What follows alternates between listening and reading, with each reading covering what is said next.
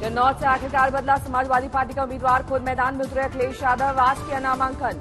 पहले समाजवादी पार्टी से कन्नौज सीट पर अखिलेश के भतीजे और लालू यादव के दामाद तेज प्रताप को दिया गया था टिकट, लेकिन बाद में कार्यकर्ताओं के आग्रह पर खुद चुनावी समर में उतर गए अखिलेश यादव। अखिलेश के नामांकन के वक्त चाचा रामगोपाल यादव रहे मौजूद। कन्नौज से बीजेपी उम्मीदवार सुब्रत पाठक ने भरा नामांकन। कन्नौज से सुब्रत पाठक ने सांसद 2019 में डिम्पल यादव को दी थी शिकस्त।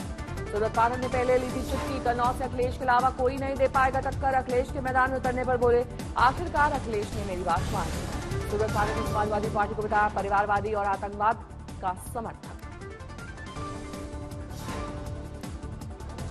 रामगोपाल यादव और उनकी पार्टी सांप्रदायिक, जातिवाद और परिवारवाद की पाठशाला से निकली हुई है और ये विनाश की राजनीति करने वाले लोग हैं और ये लूट, आतंकवाद, भ्रष्टाचार को बढ़ावा देने वाले लोग हैं।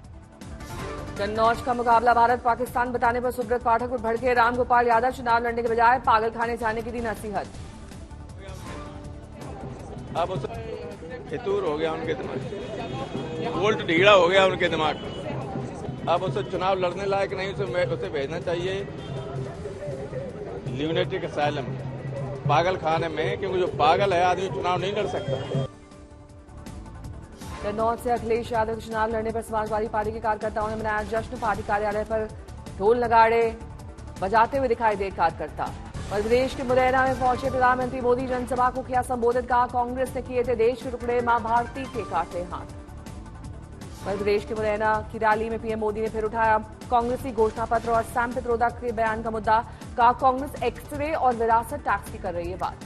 पीएम मोदी ने खुद को कामदार और राहुल को नामदार बताकर किया वार। कहा आजकल कुछ भी बोल रहा है शहजादा, विपक्ष की भाषा पर उठाए सवाल। नामदार, वे नामदार है, हम तो कामदार है। और नामदार तो कामदार को सदियों से ऐसे ही गाली गलौज करते आए हुए हैं। पीएम मोदी ने कांग्रेस के मैनिफेस्टो को लूट की योजना बताया। कहा राजीव गांधी ने कानून खत्म कर इंदिरा गांधी की संपत्ति की थी सुरक्षा।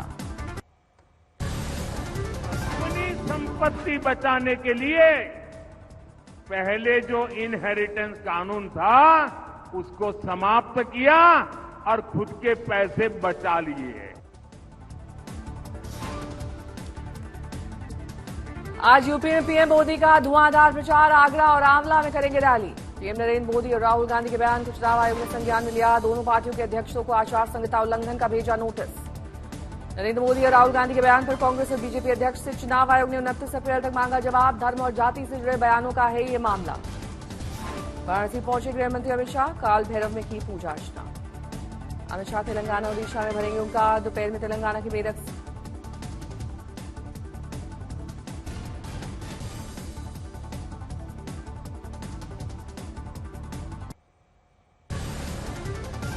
फिर हॉट सीट बनेगी यूपी की अमेठी सीट। राहुल गांधी के अमेठी से नामांकन करने की अटकलें। स्मृति ईरानी के खिलाफ राहुल ने फिर ठोकी सियासी ताल। सूत्रों के हवाले से आई खबर, 1 मई को अमेठी से नामांकन कर सकते हैं राहुल गांधी। राहुल की टीम ने अमेठी में शुरू किया काम। सूत्रों के मुताबिक 26 अप्रैल को दूसरे चरण के मतदान के बाद 27 अप्रैल को अमेठी पहुंच सकते हैं राहुल गांधी। 2019 में लोकसभा चुनाव में राहुल गांधी की अमेठी से हार की रही थी खासा चर्चा। राहुल को अमेठी का मौजूदा सांसद और केंद्रीय मंत्री स्मृति ईरानी ने 55,000 वोटों से हराया था। राहुल गांधी की बहन प्रियंका गांधी भी चुनावी श्री गणेश कर सकती हैं। मां सोनिया गांधी की सीट रही रायबरेली से प्रियंका गांधी भर सकती हैं नामांकन।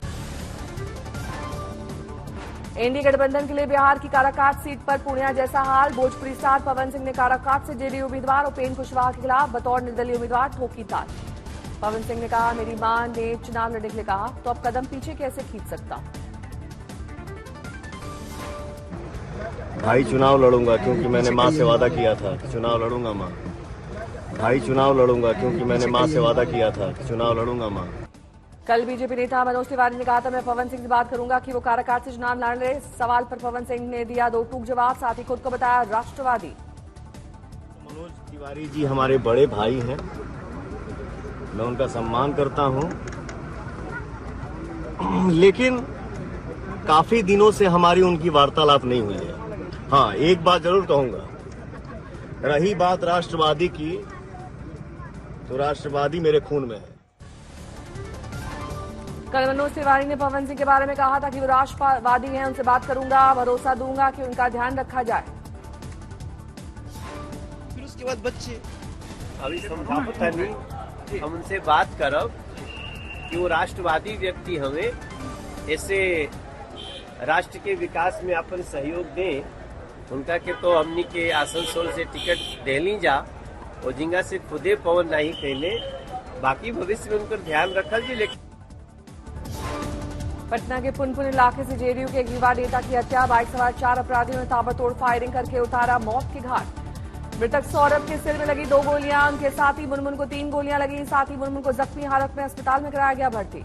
वारदात की खबर लगने के बाद पाटलिपुत्र लोकसभा सीट से आरजेडी उम्मीदवार मीसा भारती मृतक के परिजनों से करने पहुंची मुलाकात। सैम पित्रोदा के विरासत टैक्स वाले बयान पर यूपी के सीएम योगी आदित्यनाथ का बयान, कांग्रेस जनता की संपत्ति लेकर उसे घुसपैठियों और ऐसे लोगों में बांट देगी जिनका इस देश से संबंध नहीं। एक तरफ ये आम जनता को टैक्स लाद करके तबाह करेंगे, उनकी संपत्तियों को जबरन अपने कब्जे में लेंगे और फिर उन घुसपैठियों को, उन लोगों को देंगे जो लोग जिनका भारत से कोई संबंध नहीं है। सीएम योगी ने मुस्लिम आरक्षण के खिलाफ उठाई आवाज, कहा कांग्रेस ने रंगनाथ मिश्रा कमेटी के जरिए ओबीसी कोटे से मुस्लिमों को आरक्षण देने का किया था प्रयास। असम के नागौन में एआईयूडीएफ अध्यक्ष बदरुद्दीन अजमल ने की रैली, सैम पित्रोदा के बयान के विरोध में कहा वो सरकार में नहीं है इसलिए ऐसी बातें करते हैं। सरकार में नहीं है इसलिए ये बातें सुनते हैं, कोई उनकी पागलपन की ये बातें नहीं समझेगा। दूसरे चरण के मतदान के लिए कल 13 राज्यों में 88 सीटों पर डाले जाएंगे वोट। कल शाम थम गया था चुनाव प्रचार। भोपाल में पीएम मोदी ने करीब 1.5 घंटे तक लोगों के बीच किया भव्य रोड शो में दिखी सांस्कृतिक उत्थान की अद्भुत झलक। इंडिया गठबंधन पर पीएम मोदी का बयान, ये अब 1 ईयर 1 PM फॉर्मूले के बारे में सोच रहे हैं। ये मुंगेरी लाल के सपने जैसा भले हो, लेकिन ये सपना हसीन नहीं, बहुत डरावना है। छत्तीसगढ़ के सरगुजा में एमपी के सागर और बैतूल में पीएम मोदी ने की विशाल रैली, विरासत टैक्स को लेकर कांग्रेस पर किया प्रहार। जनसभा में बोले प्रधानमंत्री, कांग्रेस के मैनिफेस्टो में धर्म के आधार पर आरक्षण की भी साजिश। शराब घोटाला मामले में सुप्रीम कोर्ट में ईडी का हलफनामा, गिरफ्तारी को अवैध ठहराने वाली केजरीवाल की याचिका का विरोध। ईडी ने आरोप लगाते हुए कहा केजरीवाल ने 9 बार समन को टाला, 36 लोगों ने करीब 170 से ज्यादा मोबाइल फोन बदले और नष्ट किए।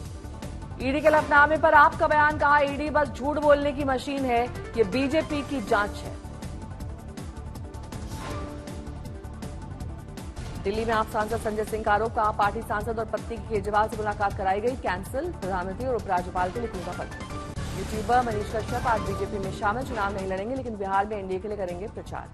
मनीष कश्यप आज दिल्ली स्थित पार्टी मुख्यालय पहुंचे। इससे पहले मनीष ने ऐलान किया था कि वो पश्चिमी चंपारण सीट से चुनाव लड़ेंगे।